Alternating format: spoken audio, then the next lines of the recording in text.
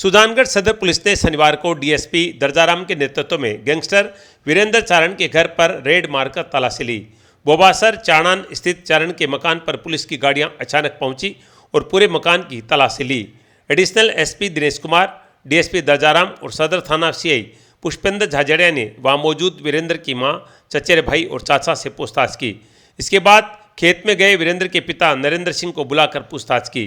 कार्रवाई में एसआई गीता रानी सहित आरएससी जाब्ता तैनात रहा। कुचामन के व्यापारी रमेश रुलानिया की हत्या के मास्टरमाइंड माने जा रहे वीरेंद्र चारण ने हत्या के बाद सोशल मीडिया पर पोस्ट कर हत्या की जिम्मेदारी ली थी। घटना के बाद से राज्य भर में पुलिस कई जगह वीरेंद्र की तलाश कर रही है। वीरेंद्र सुजानगढ़ सदर थाने का मोस्ट वांटेड हिस्ट्री शीटर है, जिसने 2023 में सुजानगढ़ के एक ज्वेलर पर धमकी देकर फायरिंग की घटना को भी अंजाम दिया था। एडिशनल एसपी दिनेश कुमार ने बताया कि सुजानगढ़, बिदासर और रतनगढ़ पुलिस की टीमें एक साथ कई जगह रेड मार रही है। कार्रवाई में पुलिस गैंगस्टर के संपर्क करने वाले और सोशल मीडिया में फॉलो करने वाले गुर्गों की तलाश कर रही है। बोबासर से 2 जनों को डिटेन किया गया है। साथ ही गैंगस्टर की बेनामी संपत्ति के बारे में भी पता करवाया जा रहा है।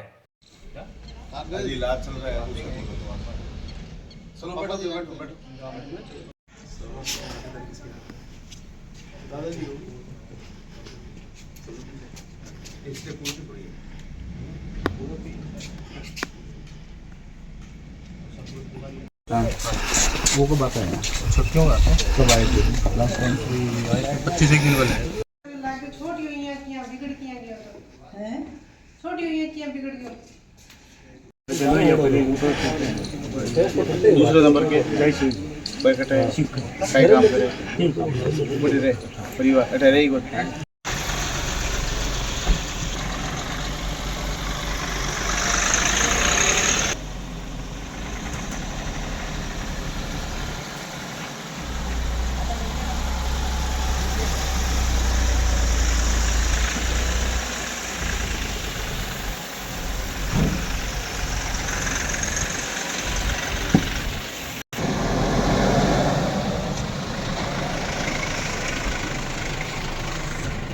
आज सुजानगढ़ सर्किल में सालासर, सुजानगढ़ सदर और सुजानगढ़ तीनों थानों में तीनों टीमों ने मिलकर के और जितने भी गैंगस्टर हैं उनके फॉलोअर्स हैं, रोहित गोदारा और वीरेंद्र सारण के जो फॉलोअर्स हैं उनके घरों पर रेड देगी। कुल 12 लोगों को राउंड अप किया गया है और सबसे बड़ा ये सुजानगढ़ सदर का हिस्ट्री शीटर है वीरेंद्र चारण, जो फरार हैं 2022 से। उसके घर पर भी पुलिस ने दबिश दी गई। तीनों थानों की पुलिस के साथ में आरएससी का जाब्ता, 10 महिला कांस्टेबल, उनके खेत, उनके जो घर हैं उन सब जगह तलाशी भी ली गई, दबिश भी दी गई और वहाँ से भी 4 लोगों को राउंड अप किया गया है। उनसे पूछताछ जारी है और हमारा मुख्य उद्देश्य यही था कि उसके जो घर के आसपास जो लोग हैं जो संदिग्ध गतिविधियों में हैं उन पर निगरानी के लिए और उसके जो संपत्ति हैं उनके लिए भी हमने तहसीलदार को और क्या नाम है अपने सरपंच को, जो ग्राम सेवक है जो क्योंकि आबादी की ज़मीन है, उनके लिए भी हमने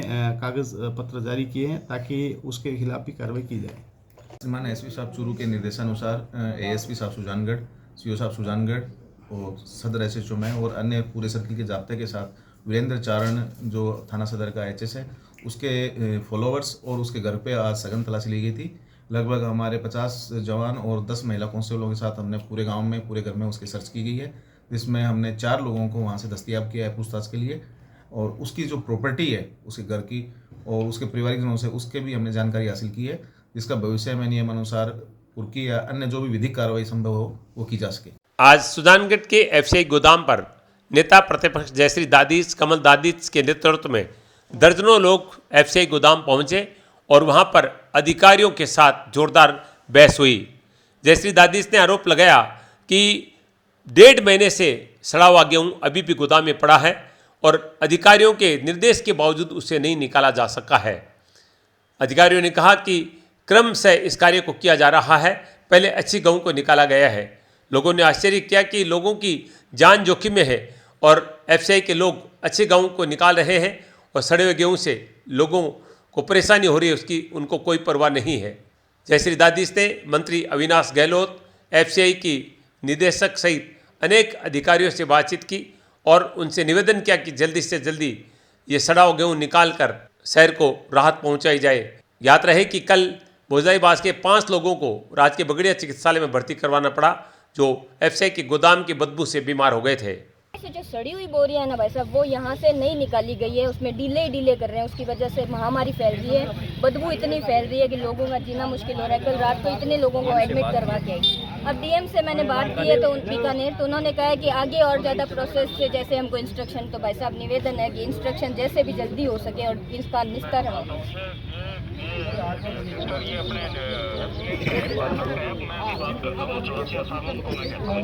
प्लीज भाई साहब कीजिए, अधिकारी बोल रहे हैं हमें इंस्ट्रक्शन मिलेंगे तभी करेंगे। लीजिए 1 मिनट बात कीजिए भाई साहब। बात करो मंत्री। जयश्री जी किससे बातचीत की है? गोदारा जी मंत्री हैं। मंत्री जी से जी। मैं एफसी सुजानगढ़ से।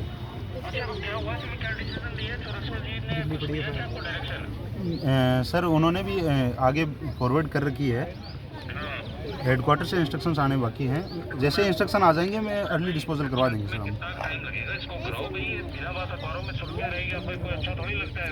जी बिल्कुल जैसे इंस्ट्रक्शन आ जाएंगे स्पीड अप करो।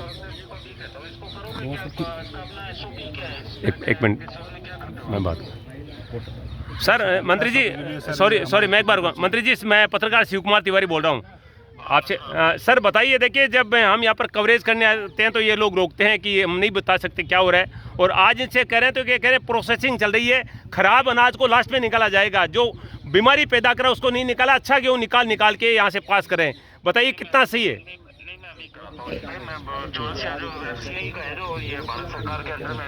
जी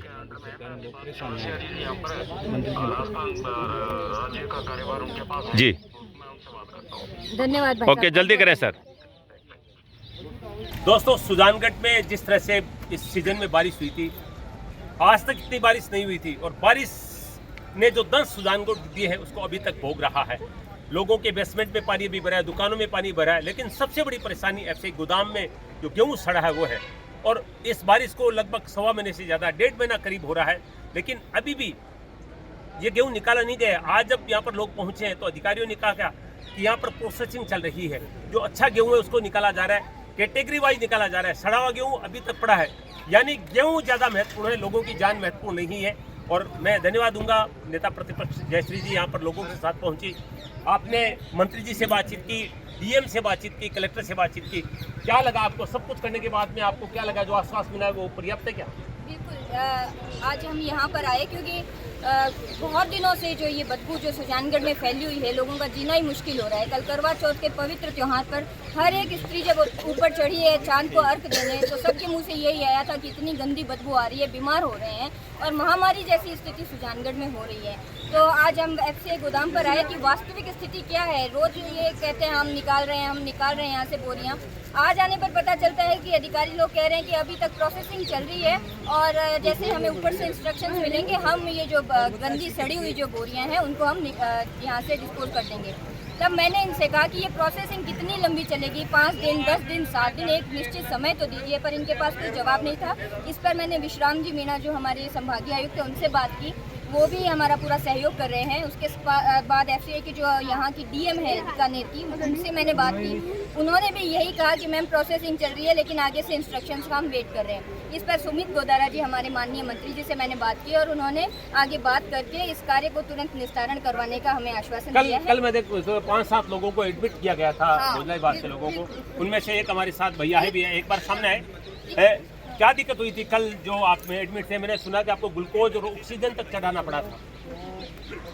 मैं खाना खा रहा था उस टाइम, और खाना खाते खाते मेरा जी मितलाने लगा, तो मैंने खाना छोड़ के फिर मैं बाहर निकला। अनिल की दुकान पे जाते हैं हम लोग शाम को, तो वहाँ पे जाके जब मैं बैठा तो बदबू वैसे ही आ रही थी, और बदबू के साथ फिर थोड़ी देर बैठे रहे 5-7 मिनट में, फिर मेरे को चक्कर जैसा हुआ, ऐसा आभास हुआ कि चक्कर आ रहा है। तो चक्कर हुआ तो मेरे को लेके फिर कमल भाई जी भी वहीं पे थे और मेरे 2-4 दोस्त भी थे, हम लोग सभी बैठते हैं वहाँ पे। तो उसी दौरान मेरे को फिर हॉस्पिटल लेके गए। हॉस्पिटल में मेरे को ग्लूकोज भी लगाया और ऑक्सीजन मास्क भी लगाया थोड़ा। डॉक्टर ने बोला कि वो इसी गैस की वजह से हुआ है आपको, शायद सर में वो उसका वो हो जाता है ना, उसकी वजह से थोड़ा आपको दिक्कत हो रही है। तो थोड़ा 1 घंटा 1.5 घंटा मेरे को हॉस्पिटलाइज भी रखा हुआ।